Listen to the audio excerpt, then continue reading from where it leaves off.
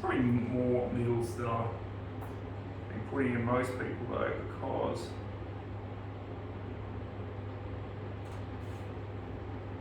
since you've got so much hypertrophy through a lot of your rotator cuff muscles, bananas, there's minor.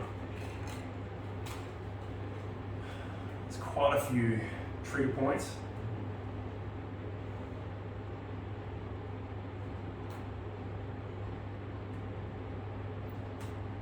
Quite a few little spots which are just, I want to get a lot better than what they are. Sometimes I'll even put one in a little bit of scapulae through here. I mean, it's not absolutely essential, but if it helps, it helps. yeah. Just trying to do it mid-belly there. Not crazy? Cool. So this will get away a lot of that overall tightness and tension. And then we can zero in on a lot of those deeper underlying trigger points. So just gonna have a little feel through here while we're about it. You in a bulking phase right now, Brady? Yeah. Not too worried about eating it at the moment? No, look, we at least eat out probably while we're here, at least twice a week. We'll have something. Otherwise, what we're trying to do is just kind of match our macros kind of thing. So I know like roughly how many carbs I have with this particular meal. Yep. And so like all this protein source. So if we go out and we might have chicken, but we might have snapper. Or yeah. So it's not too far off where we're at. All of them in there. A little longer. Here a little. Bring this one here as well. Because you've got such a massive lat, it's kind of hard to get up here anyway. It's just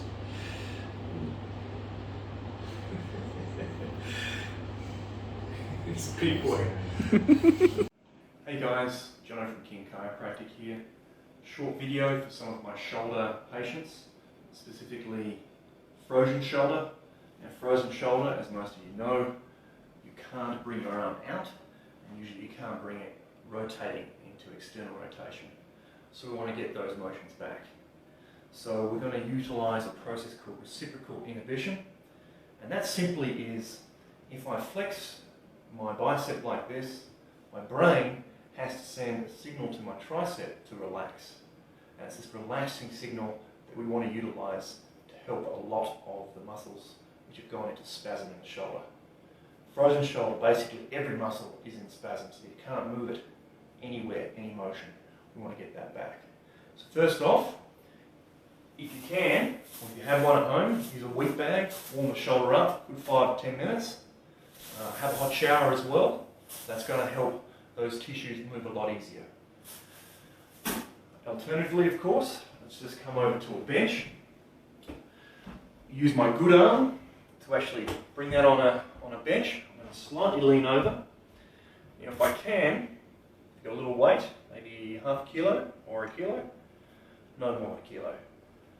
We want to use an exercise called the pendulum or the crucifix, and basically try and go as far as we can until that edge cusp of tenderness, of soreness, or that block that you can usually feel when you get frozen shoulder. We want to slowly approach it and bring it back forwards and backwards. And then into center, we want to go in and out. Do a couple of those, maybe for a good 1 to 2 minutes. Then you can do a slight rotation one way and then the other way. Now eventually, as you progress this exercise, you'll be going further and further backwards as well. Really, you can let that arm hang with the weight. That's okay, because the idea is to try and get those muscles stretched out, moving and warm, okay? Make it nice and controlled. Obviously don't go too quick, and that'll get it warmed up. Now we're going to do 4 exercises here, utilising that relaxing principle of reciprocal inhibition. we're going to grab a broomstick, okay? Let's just bring one knee on the floor, the other one bent here. Now this is my sore arm, of course. Now I want to get back flexion, so that ability to bring the hand upwards away from your waist. Alright, so let's just try as far as we can. Now if that's all you got there, then that's all you got. Try and grab hold of the stick. And the idea here is actually to push your shoulder away from the position that you want to get back. Okay? So we're trying to push down into the ground and hold it for a count of 10 seconds. Okay? Now, eventually, as you go on, you'll probably be able to get up to here, probably in the second week, and you're going to push this down again. You can even use your other hand to walk it up a little bit. Try and get up a little bit through there. Once again, slight contraction, not crazy, just so we can feel it, feel that tension through here, and we should be able to get that benefit by doing that. 10 seconds. Okay. Let's do the motion, what we call extension. So we want to get that ability of the hand to go backwards. So this is your good hand. I'm going to grab here, bring it back until I feel a bind. And this way, this time I'm going to try and push that way against the resistance of my left hand. You can even bring it up against a wall, like that. And I can push that way and holding it for 10 seconds. But if you don't want to use a wall, you can just hold it with your good hand. Try and push, holding it for 10 seconds. Okay.